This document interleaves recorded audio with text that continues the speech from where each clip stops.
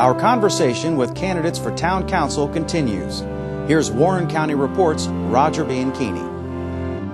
A majority of citizens at two recent public hearings favored a plan to raise taxes to avoid cuts in services.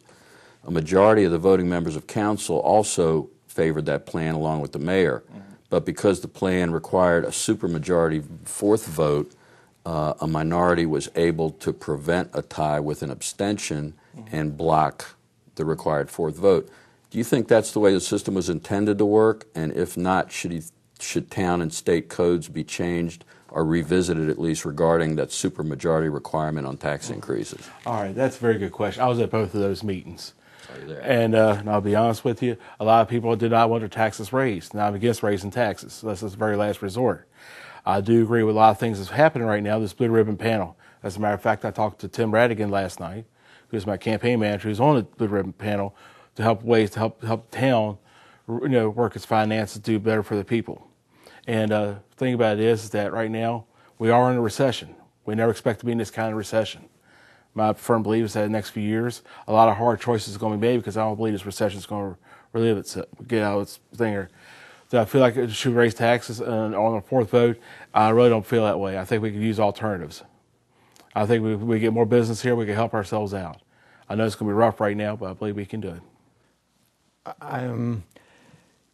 Regarding the first part of that question, I think in the first public hearing we were dealing with a bit of a stacked deck.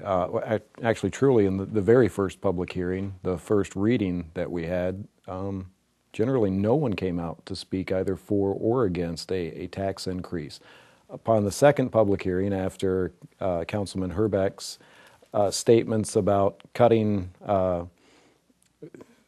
pay across the board for all employees, potential cuts for the library. Then we sort of had a stacked deck of those who were very supportive of the police department and the public library come out because they were afraid that funding cuts were going to take place and they didn't want to see any of those services cut that the town helps to provide. The first of those being providing for the general welfare and safety, being your police department.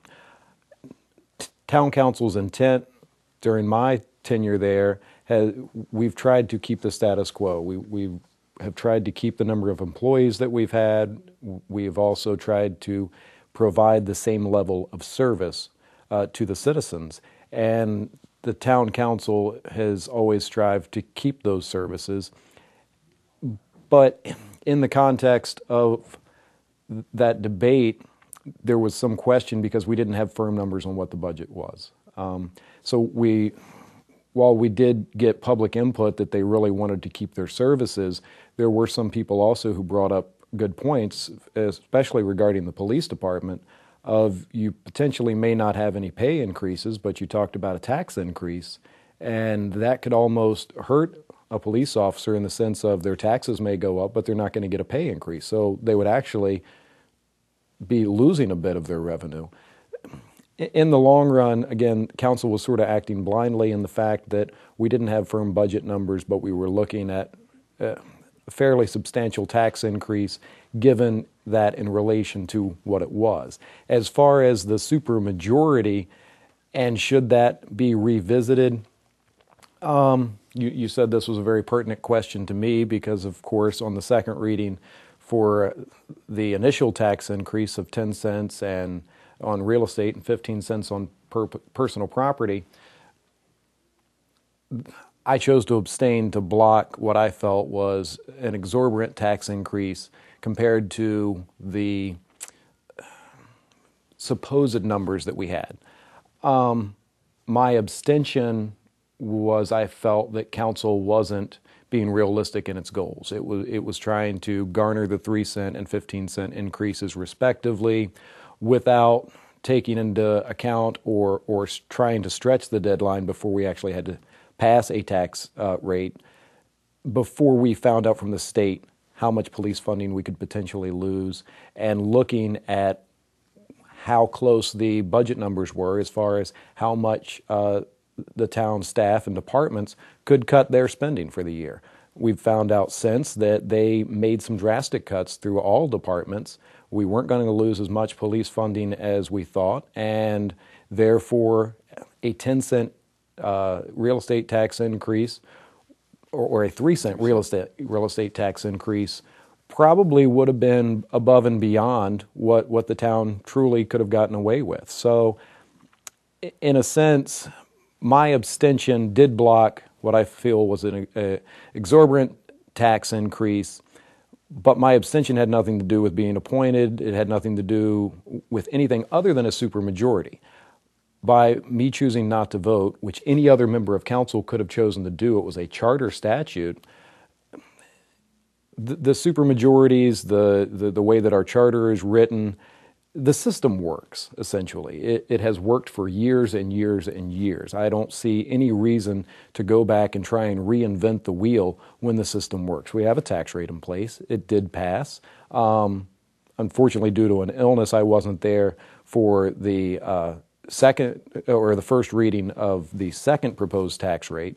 But the system worked. And essentially, for that first reading of the second proposed tax rate, which is a flat rate for real estate and personal property. Yes, it wound up being the same as it had been in the previous year. By my absence at that meeting, it was similar to an abstention. Now, that wasn't planned or deliberate. I was truly ill and in the hospital, but it worked in the same way. But council was still able to perform its duties, and council was still able to perform its duties before with all of the same things in place. The system works. There's no real need to change it. I'm not the first person to be appointed to the Front Royal Town Council or any council throughout the state, and as some have proposed that it was gamesmanship, or there was a question, would my vote count in a tax situation or not? None of that really came into play. I knew that there was only one way to prevent what I thought was an exorbitant tax increase, and I chose to do what I did based on that. And I'm sure had Councilman Sarah Holloway known of that statute within the charter provision, they may have very well have used that same ability to have prevented the tax increase as what it was originally proposed as I did. Should town and state codes be changed regarding, or revisited at least, regarding the supermajority requirement for certain issues like tax hikes? No, I don't. I think the supermajority has appropriate role, and if we're going to, frankly, I still am a believer, even though I was in the or voted for the increase in the real estate tax, I'm still a believer that taxes are legalized theft, but we have to pay for our government somehow.